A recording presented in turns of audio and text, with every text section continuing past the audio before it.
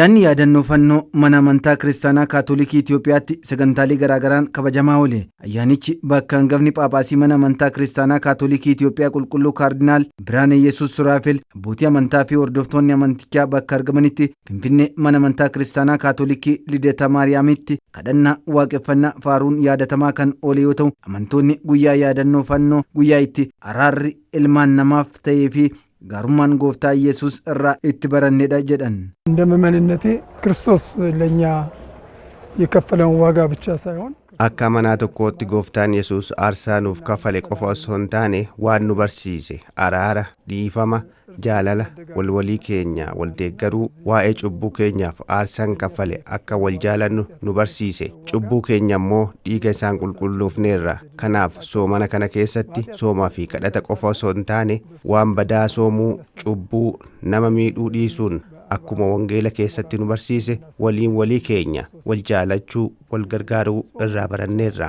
እርስ በርሳችን እንድንፋቀር እንድንዋደድ እንድንረዳዳ አስተምሮናል። ክርስቶስ በመስቀል ላይ ሆኖ ያ ሁሉ ስቃይ ተቀብሎ ያ ሁሉ መከራ ተቀብሎ ከመስቀል ላይ ሆኖ ጎፍታን ኢየሱስ ክርስቶስ ፈኖረት ግድራ ሄዱ ከንባት ኡሶይ ሰሚዳኒ ሬበኒ ፈኖረት ከንባይ ኢሳኒፍ ዲሴቲ ኩን ሐለ ሰናል keessatti araara agarsiisuu fi waan guddaa akka hordoftuu amantichaa tokkotti waan baay'ee irraa baranne haala kam keessattiyyuu rakkoon kamiyyuu yoo gahe wanti dhiifama caalu hin jiru kanaaf araara gochuudha ከይቅርታ የሚበልጥ ነገር እንደሌለ ምህረት ማድረግን እንደሚገባም እናይበታለን። እኔ ከክርስቶስ ተማርኩት አንድ ነገር እኔ ለሌላ ሰው ለመኖር አኒ ሰራ ዋንተን ብረዴ ዋና ቶኮ ጎቹ ይወንደደበዩ ሶሞና ፊ ከዳታ ከነ ከሰቲ ነሞታ ቤላኒፍ ከዳቹ ከኔቡታኒፍ ከዳቹ ከንኩፋኒፍ ከዳቹ ከንዱአኒፍ ልቡ ሳኒያ ከበቆቶፍ ከዳቹ ከኔደመኒፍ አካይ ከመኒፍ ከዳቹ ዋንቶ ተከሲ ጎቹ እንጂ አከና ሶሞና ፊ ከዳታን ይሮ ሁንዳ ንያደና ከነራ ከነን ብረዱ ከነጎቹፍ ጨራቁዳ ከዚህ የተማርኩት ነገር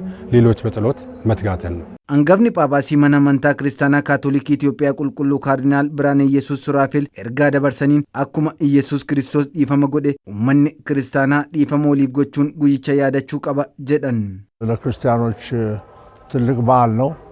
ጌታችን መድኃኒታችን ኢየሱስ ክርስቶስ ክርስቲያኖታፊ አያና ጉዳዳ ፋይሳን ኬኛ ጎፍታ ኢየሱስ ክርስቶስ ጉያ ጅማታ ፈኑ ረት ያርሳኑፍ ከፈሌ ጉያ አቲ ያደኑዳ ከናፍስ ፈኑን አከኑ ፈይሴ ዋና መኑፊዳ dhiiga isaanis fayyine kanaanis nagaa buusee kanaafisee guyyaan kun guyyaa yaadannoo fayyisaa keenyaati. haa ta'u malee gooftaan jaalala akkamii akka nutti agarsiise obsa akkamii akka nutti agarsiise kan isa miidhaniif kan itti kadhannaa godhee guyyaa itti dhiifama itti nu barsiisedha. nutis walii keenyaa fi dhiifama gochuun akkuma inni fannoo irratti dhiifama taasise araara akkuma nuuf taasise nageenya buuse hunda keenyaa fi araara nagaa fi jaalala nuu kenne guyyaa itti kadhannuudha.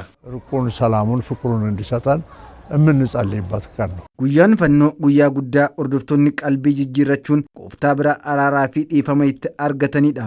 ምእመኑ ደግሞ በዚህ ቀን መማር ያለበት በጾም በጸሎት አማንቶኒ ጉያ ከነራ በረቹ ከን ቀበን ሶማ ፊ ቀደታን ጋቢ ገሉዳን ጩቡ ሳኒቲ ፊ dhiifama argachuudha.